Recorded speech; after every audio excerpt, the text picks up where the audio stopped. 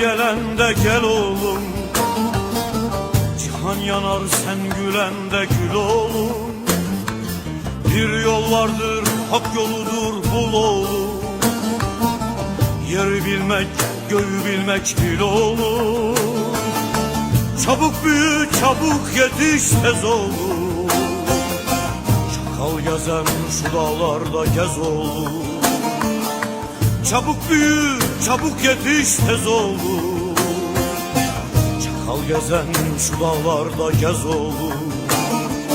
Gez oğlum, vatanına göz dikeni ez oğlum.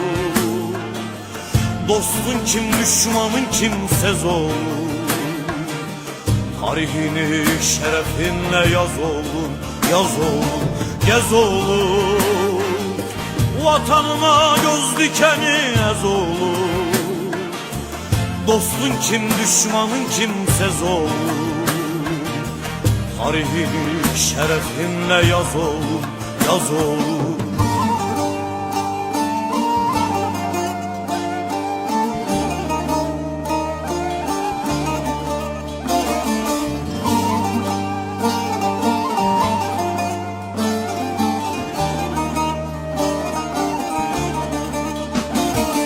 Senden gider sonsuzluğa yol oğlum, dört bir yana salmalısın kol oğlum. Ekmeğini aç olanla böl oğlum, haram yeme hak uğruna öl oğlum. Çabuk büyü çabuk yetiş tez oğlum, çakal gezen şu dağlarda gez oğlum. Çabuk büyü çabuk yetiş tez oğlum,